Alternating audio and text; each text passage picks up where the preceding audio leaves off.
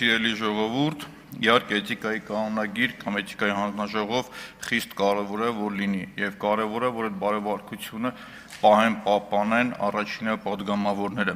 Բայց գիտեք Տիկին Ջուլակյան, ես կարդում եմ ՔՊ-ի էթիկայի կանոնագիրքը ու փորձում եմ հասկանալ, ուղղակի Ջուլակյանը չեմ կարողանում հասկանալ, էլի, անկեղծ ձեր նկրտումները չեմ ուզում կասկածի տակ դնել, որ լինելու է էթիկա մյուս, բայց օրինակ ձեր երկրորդ կետը որ կա, ազնվություն եւ պարկեշտություն, այսինքն կուսակցականները դուք պարտավոր եք լինել ազնվորեն եւ հանրային գործունեության վերաբերյալ ներկայացնել միայն ճշտամարիտ տեղեկատվություն, բայց այնինչ ես դալիճում տեսնում եմ կարգավիճակ ունեցող անձանց, ովքեր դա չեն պահպանում։ Գիտեք երկրորդը որն է, ձեր կուսակցականները պարտավոր էին պահել խուսափել հովանավորչությունից եւ նեպոտիզմից, իսկ այդ նեպոտիզմը, այդ պոզով կենթանին մտել է ձեր կուսակցության մեջ ու դուրս չի գալիս ձեր շենքը։ Գիտեք ինչի համար, որտեվ նեպոտիզմը դա կողմնակալության ձև է, հիմնված ծանոթությունների, ընտանեկան կապերի վրա, երբ պաշտոնատար անձը չարաշահում է իր լիազորություններն ու իշխանությունը իր ընտանիքի անդամին, բարեկամին կամ ընկերոջը աշխատանքով ապահովելու կամ ծառայություն մատուցելու համար, անկախ նրանից, որ վերջինս չունի ոչ համապատասխան որակավորումը, ոչ գիտելիքները։ Մի օր որ պարապ չլինեմ, այդ նեպոտիզմի մասին ու ՔՊ-ի մասին երկար լեկցիա կկարդամ մի քանի ժամանոց։ Հաջորդը ձեր էթիկայի կանոնագրքի մեջ ասում է երրորդ կետով հավասարություն եւ խտրականության բացառում, դա տենց է թե չէ, բայց ժամանակի մեջ տեղավորվում պարոն Ռուբինյան, անհույս չի, որովհետև ձեր 5-րդ կետը ասում է, որ կուսակցության անդամը պետք է լինի բարևարք։ Եվ քանի որ որոշում ենք կայացրել, որ բարևարք լինի, բայց դուք էթիկայի կանոնագիրքը ձեր հրապարակած մի քանի օր հետո մոռացել եք իսպար։ Հույսով եմ այս անգամ չի կրկնվի։ Շնորհակալություն։ Դուք էլ ձեր հրապարակեք, ձերն էլ քննարկենք, պարոն Մանուկյան։ Էդգար Ղազարյան։ Եթե կա էլի ձերը, չգիտեմ, կա թե չկա։ Ազգային ժողովի Ուժեղ Հայաստան եւ Հայաստան խմբակցությունների հարգելի պատգամավորներ, ազգային ժողովի աշխատանքներին հետևող քաղաքացիներ, այդ թվում քաղաքացիներ, ովքեր ազգային ժողովի աշխատանքներին հետևում են նիստերի դահլիճից եւ ոչ միայն հետևում են, այլև մասնակցում են այդ աշխատանքներին։ Իմ այս ընդգծված վերաբերմունքը խնդրում եմ էթիկայի տեսանկյունից մի դիտարկեք։ Կարող եք էթիկայի տեսանկյունից դիտարկել այն առումով, որ դա ազնվության բացառիկ դրսևորում է։ Ես պարզապես անկեղծ եմ ձեզ հետ հարաբերություններում։ Եթե նկատել եք այս օրերի ընթացքում, ես ձեզ ոչ ոքի չեմ ողջունում, չեմ բարևում, անգամ նրանց ում հետ, որ ունեցել եմ անձնական շփումներ, հարաբերություններ շատ քչերի հետ։ Եվ սա իմ անկեղծ զգացմունքների դրսևորումն է։ Սա քաղաքավարության պակաս չէ, որովհետև դուք շատ մեծ ցավ եք պատճառել ինձ։ Դուք շատ մեծ ցավ եք պատճառել մեր ամբողջ ժողովրդին։ Այն աններելի է ինձ համար։ Եվ ես կարող եմ ձեր նկատմամբ փոխել իմ վերաբերմունքը միայն այն դեպքում,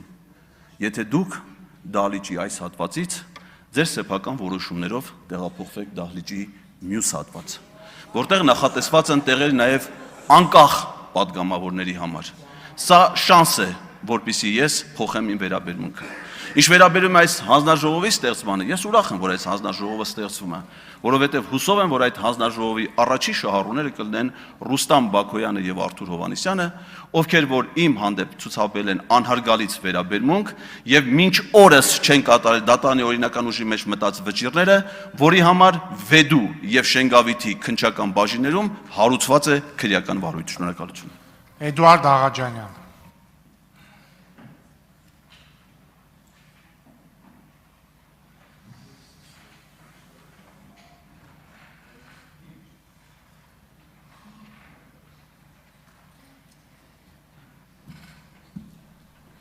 Շնորհակալություն, ազգային ժողովի մեծարգո նախագահ, հարգելի գործընկերներ, քննարկում ենք էթիկայի ժամանակավոր հանձնաժողովի ստեղծման հարցը եւ այսօր Ուժեղ Հայաստան խմբակցության պատգամավորներից մեկը արդեն 3 անգամ մոտեցավ այս ամբիոնին, դիմելիս նշեց երկու ընդդիմադիր խմբակցությունների անունը, մոռացավ երրորդ ամենամեծինը եւ ահա քիչ առաջ վերջինս հիմնավորեց, թե ինչու է այդպես անում։ Անկեղծ ասած, եթե այս հիմնավորումը չլիներ, հարց է յուղելու պարոն Ղազարյանին, ինչով է պայմանավորված այդ մոտեցումը, արդյոք նեղացել եք մեզանից, որ մեր անունը չեք տալիս, չգիտեմ, խռովել եք, չեք խոսում մեր հետ։ Մի հատ այնպես պատգամավոր ունենք նախորդ գումարման ազգային ժողովում, ամբողջ նիստերի ընթացքում սենց մեջկանց էր մեզ նստում։ Հիմա սա դրա այլ դրսևորում է, ու փաստորեն պարոն Ղազարյանը քիչ առաջ հաստատեց, որ նա նեղացել է մեզանից, խռոված, ասում է, դուք ինձ վիրավորել եք, ենթադրվում է, նա նեղացել է մեզանից եւ սակայն հակառակ մի տեսանկյուն կա, պարզ չի, թե ինչի պետք է պարոն Ղազարյանը սկսել մեր հետ խոսել այն պարագայում, եթե մենք դառնայինք ընդդիմություն։ Դրան զուգահեռ պարոն Ղազարյանը ասում է, որ մեզ ըստ էության չի ընկանում որպես ազգային ժողովի պատգամավորներ, որովհետև մեզ դասում է Հայաստանի Հանրապետության քաղաքացիների, ուրեմն հերթական քաղաքացիների շարքին, ովքեր հետևում են այս նիստերին։ Ես չգիտեմ, հարգելի գործընկերներ, կամ դիմում եմ Հայաստան խմբակցության մեր գործընկերներին կամ մասնավորապես խմբակցության ղեկավարին, ես չգիտեմ, այս դերաբաշխումը դուք նպատակային եք անում, թե ոչ, թե պարոն Ղազարյանը դուրս է ձեր վերահսկողությունից, ամեն դեպքում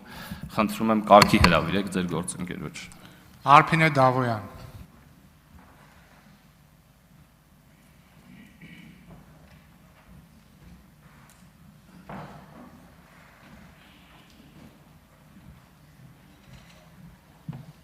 Շնորհակալություն, հարգելի գործընկերներ, բոլոր հարգելի գործընկերներ, քանի որ էթիկայի հանձնաժողովի հասն է քննարկվում եւ անդադ ձեր խմբակցությունից խոսում է Էդգար Ղազարյանը, ես ուղղակի մի հարց եմ ուզում ուղղել ձեր խմբակցության ղեկավարին, պարոն Կարապետյանին, կամ դուք կարող եք այդ հարցը վերահասցրավորել Էդգար Ղազարյանին, քանի որ Էդգար Ղազարյանն անդադ խոսում է էթիկայից, բարևարկությունից եւ այլ, խնդրում եմ ձեր խմբակցության անդամ Էդգար Ղազարյանին հնարավորություն տակ ամբիոնից պատմել Հայաստանի Հանրապետության քաղաքացիներին, ինչու ոչ նաև պատգամավորներին բոլոր, թե ինչպես անցավ իր վերջին դատական նիստը, ինչպիսի վճիռ կայացրեց դատավորը, սահմանադրական դատանի դատավորներին վիրավորելու վերաբերյալ եւ արդյոք քրեական օրենսգրքի որ հոդվածով էր նախատեսված այդ վճիռը։ Ես կարող եմ դա ասել, բայց ես հարկ չեմ համարում ասել, որովհետեւ նա ձեր խմբակցության падգամավորն է եւ ձեր խմբակցության падգամավորն է քրեական օրենսգրքի 497 հոդվածի երկրորդ մասով մեղադրվել։ Կարծում եմ դուք դա կպատասխանեք կամ նախկին փաստաբան Արամ Վարդևանյանը։ Շնորհակալություն։ Քաղաքացիական պայմանագիր խմբակցության անունից ելույթ կունենա Վահագն Ալեքսանյանը։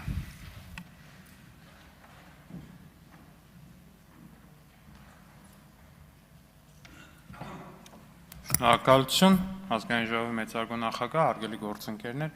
ես նորից սպասում էի, որ այս հարցի քննարկման ժամանակ գոնե ուժեղ Հայաստան խմբակցության անունից կհնչի ելույթ եւ կհնչի ներողություն հայ զինծառայողների մահը կամենալու համար, իրենց խմբակցության անդամի կողմից եւ կրկին չհնչեց։ Դրա փոխարեն նորից ելույթ ունեցավ Էդգար Ղազարյանը, ով այս անգամ արդեն ավելի հեռու գնաց, ասաց, որ մեր խմբակցության անդամների ինչ որ տեղափոխության հարցերով էր զբաղվում, փորձում էր զբաղվել առնվազն, պարոն Ղազարյան, դա լավ դաշտ չի։ Հավատացնում եմ ձեզ, եթե մենք սկսենք տեղափոխության հարցերով զբաղվել, շատ ավելի հետաքրքիր լուծումներ կգտնենք եւ շատ ավելի հետաքրքիր բաների կհանդենք վերջի վերջո, ու ընդհանրապես առհասարակ հաշվի առնելով նաեւ այն փաստը, որ դուք ինքներդ միջև падգամավոր դառնալը պնդում էիք, որ եթե ընդդիմությունը վերցնի մանդատներ, ապա 5 տարի շարունակ ենթարկվելու է ծաղրի եւ ծեծի իշխանության կողմից, հիմա ակնհայտորեն դրա հակադիր պատկերը տեսնելով, ամենայն հավանականությամբ այն վերջի աթոռում դուք կնստեք որպես անկախ падգամավոր առանձնացած ձեր խմբակցությունից, պարոն Ղազարյան։ Բայց ինչևէ, այն առաջարկը, որ ուժեղ Հայաստան խմբակցությունը, առաջարկը չէ, սա պնդում է, հարգելի գործընկերներ, եւ սա իրապես պնդում է։ Եկեք ես մի այսպիսի բան եմ առաջարկում, մի այսպիսի բանաձև եմ առաջարկում, հա։ Իմ տպավորությամբ, անկեղծորեն ասած, Էդգար Ղազարյանը ընդդիմադիր քաղաքական դաշտի բանն է։ Բարոյականության կողմնացույցն է։ Այսպես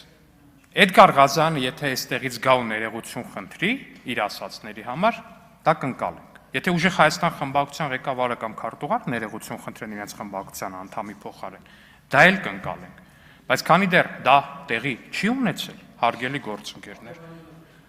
ասում եմ խմբակցության Մարտևանյանը մեր մոտից է, նախագահությունից է, ձեր մոտից պետք է խնդրեմ։ Այդ արդեն չէ, չեղավ այդ ժողովուրդ ջան։ Խմբակցության անունից պետք է հնչի ներողություն, հարգելի գործընկերներ։ Հակառակ պարագայում դուք կիսում եք պատասխանատվությունը։ Դուք կիսում եք պատասխանատվությունը։ Շնորհակալություն։ Հարգելի գործընկերներ, Տիկին Ջուլակյան եզրափակիչ ելույթի համար համեցեք։